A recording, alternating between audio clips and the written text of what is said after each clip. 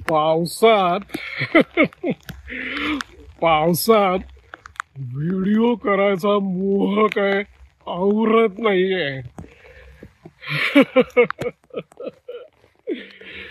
नमस्कार मित्रांनो, रवी करंदीकर.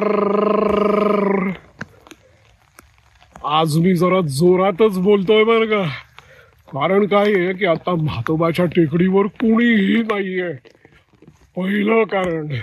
दुसरं कारण म्हणजे पाऊस पडतो आहे. तिसरं कारण, मी हा मोबाईल आहे ना, हा वॉटरप्रूफ पाऊच मध्ये ठेवलेला आहे.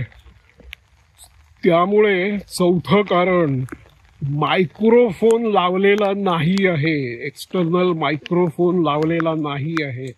मोबाईलच्याच मायक्रोफोनवर रेकॉर्ड करतो आहे.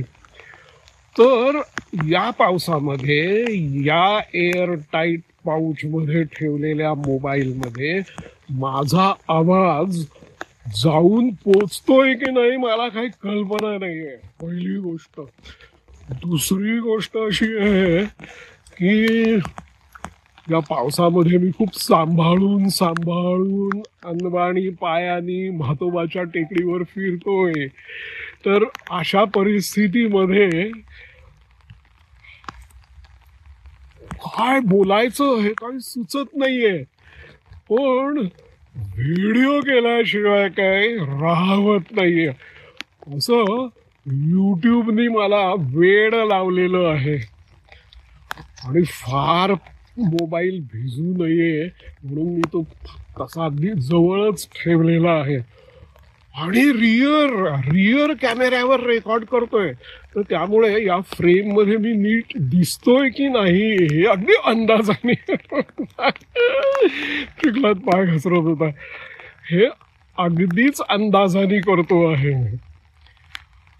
बरं, प्रकाश म्हणाल ना, तो प्रकाश सुद्धा म्हणजे सूर्यप्रकाश नाहीयेच, असं अंधारून आलेलं आहे. पण अंधारून आलं असलं तरी संध्याकाळ वाटत नाहीये किंवा रात्र वाटत नाहीये. सकाळ होते आहे, दिवस उजाडतो आहे, याची जाणीव हा प्रकाश देतो बरं का. ही काहीतरी गंमत आहे. म्हणजे आपण जर समजा डिमर असेल तर आपण प्रकाश डीम करू शकतो, त्याची इंटेन्सिटी वाढवू शकतो. पण इथे सूर्योदय होतो आहे, दिवस उजाडतो आहे, हे फिलिंग या प्रकाशाने मिळतंय बरं का मला. ही गंमत आहे निसर्गाची. म्हणजे आणि टेकडीवर फिरायला इतकं छान वाटतंय ना. बरं, काय आहे, या बहुतेक ना परवा गवत कापलेलं होतं. या वाटेवर सगळं गवत पसरलेलं आहे, चिखल आहे, खडक आहेत, म्हणजे मुरमाळ आहे, चिखल आहे, गवत आहे. असं पायाखालच्या सरफेसचं टेक्स्चर फार वेगवेगळं आहे. तर या वेगवेगळ्या टेक्स्चरवर पावलं टाकत चालायला सुद्धा खूप छान वाटतं. अरे, आणि मी ऍक्टिव्ह स्टॅबिलायझेशन केलंच नाही बरं का. कारण काय आहे की अरे, मी इतका हळू चालतोय ना की मला असं वाटलं की ऍक्टिव्ह स्टॅबिलायझेशन नाही केलं तरी चालू शकेल. तर बघू किती शेक येतो आहे. हा सुद्धा एक एक्सपेरिमेंट होईल तो. कारण इतक्या हळू, बरं ते सुद्धा अगदी सायंटिफिकली कसं चाला म्हणून सांगतात ना.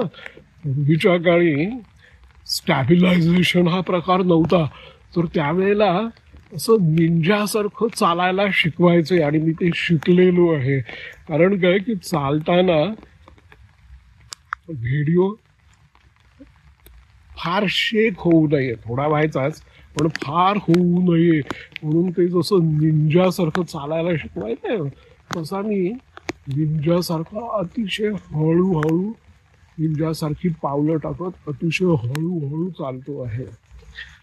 तर या अशा परिस्थितीमध्ये, या लिमिटेशन्स मध्ये असा काय व्हिडिओ होतोय हे बघावं म्हणून मी हा व्हिडिओ केलेला आहे. आणि हा व्हिडिओ केल्यामुळे मला खूप समाधान मिळालेलं आहे. आता हा व्हिडिओ बघून तुम्हाला समाधान मिळेल की नाही मला माहिती नाही बरं का. कदाचित तू यायला अरे कशाला केला, पण नाही यार, वेगवेगळ्या परिस्थितीमध्ये करून बघायला पाहिजे ना. तो अनुभव खूप महत्वाचा आहे. तर मी आता टेकडीच्या बाहेर येतो आहे. बाहेरची गंमत बघितली का कशी असते ती.